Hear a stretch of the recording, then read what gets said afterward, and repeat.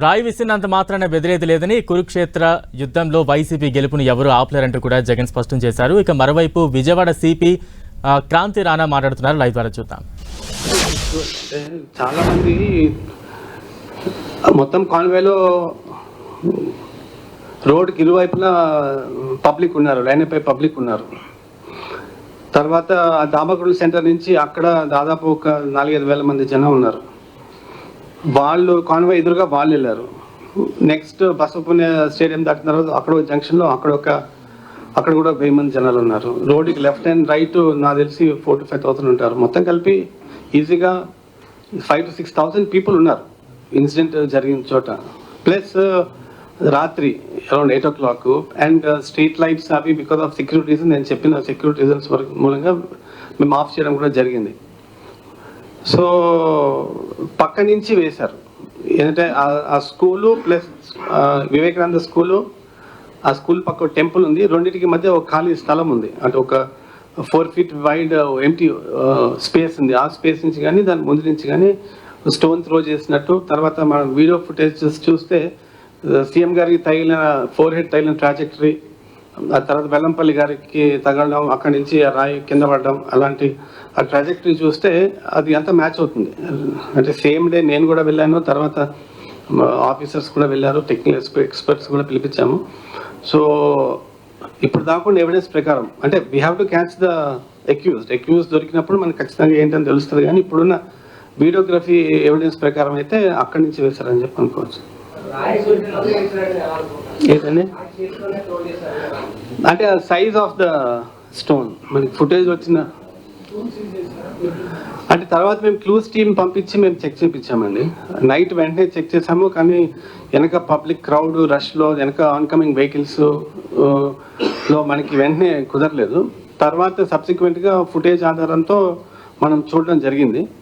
ఎందుకంటే exact place locate అయిన తర్వాత అక్కడ మా క్లూస్ టీమ్ వాళ్ళు కొన్ని స్టోన్స్ అయితే కనుగొన్నారు. బట్ ఏది ఏ స్టోన్ కరెక్ట్గా అన్నది మాత్రం మనం అక్యూజ్ దొరికిన తర్వాత మనం చెప్పగలం. అది చేత్తో విసిరింది.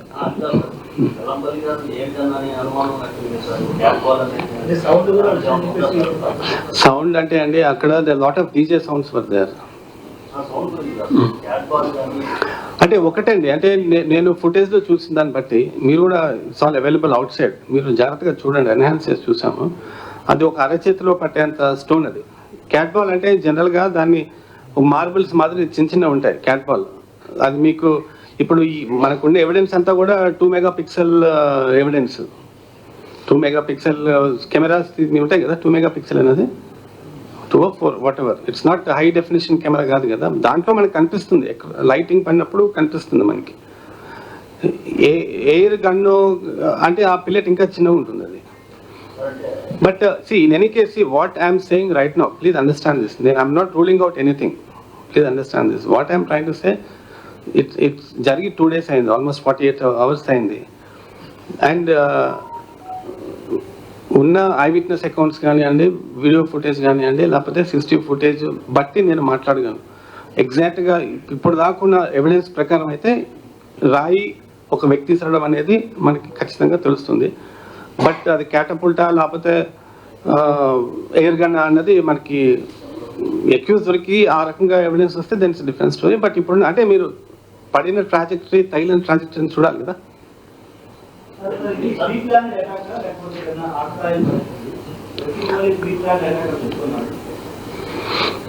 అంటే అక్యూజ్ దొరకాలండి. అక్యూజ్ దొరికిన తర్వాతే మనం ప్రీ ప్లాన్డా లేకపోతే ఆకతాయితనంగా ఏమైనా కుర్రాళ్ళు చేశారని మనకు తెలుస్తుంది.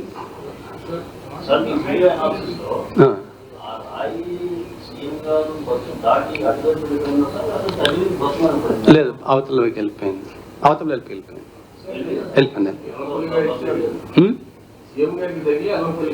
సీఎం గారికి తగిలి సీఎం గారు ఇక్కడ తగిలి ఇట్లా వెళ్ళి వెల్లంపల్లిగా ఇక్కడ తగిలి ఇటు నుంచి ఇటు వెళ్ళిపోయింది.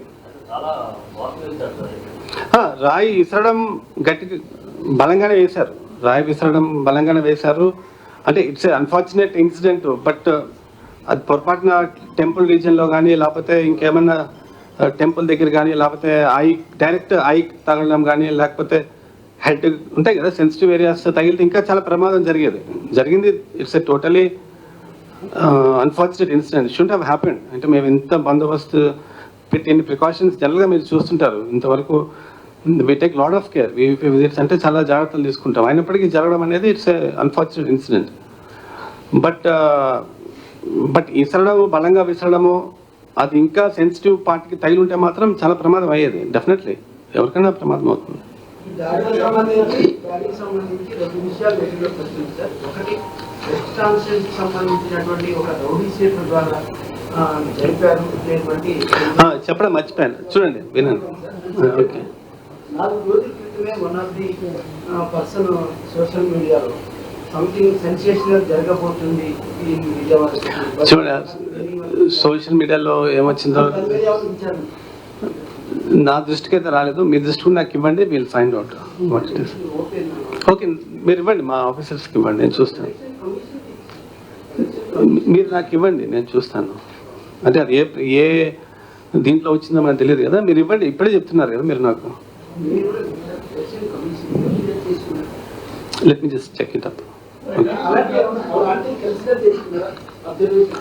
నేను మీరు దేని గురించి మాట్లాడుతారు నాకు ఐడియా లేదు. నాకు ఇవ్వండి, నేను చూసి దాన్ని I'll get back to you. According to the doctor's report, the injury is in depth of 1 centimeter. These stitches have been done by doctors. అంటే అంత ఫాస్ట్ దానికి ఆ రాయి సైజు లేకపోతే దాన్ని అతను విసిరే వయసు కూడా మనం డిఫైన్ చేయలేము. స్పీడ్ క్యాలిక్యులేట్ అతను వయసుని ట్రెస్ చేయలేము. అతను అంటే ఏ డైరెక్షన్ నుంచి విసిరాడు, ఎటువైపు విసిరాడు అదే వస్తుంది. అంటే ఇప్పుడు what I can say is based only on videographic evidence కదా, and some eye witness accounts. అంటే ఏ డైరెక్షన్ నుంచి వచ్చింది, విఐపీస్కి ఏ రకంగా తగిలింది, ఎటు పడింది అన్నది వరకు క్లారిటీ ఉంది. సైజ్ కూడా ఒక అరచేతిలో పట్టేంత దాని మాదిరి మనకి వీడియోగ్రఫీలో కనిపిస్తుంది. సో దాన్ని బట్టి ఇంతవరకు మనం నిర్ధారించవచ్చు.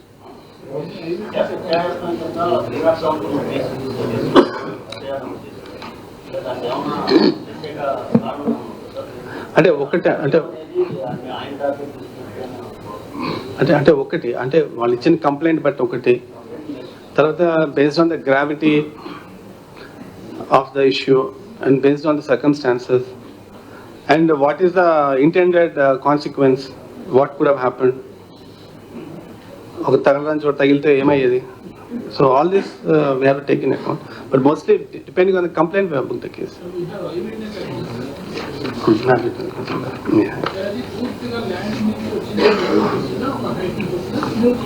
కింద నుంచి పైకి వచ్చింది, కింద నుంచి పైకి.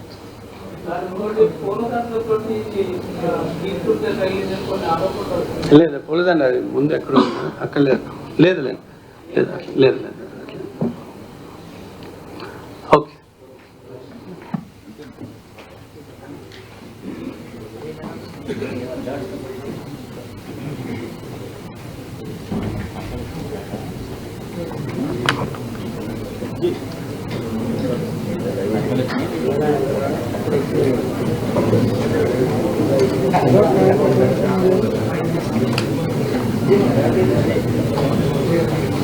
ఇక్కడ ఉంది చదువుతో గేమ్లో అయిపోతుంది.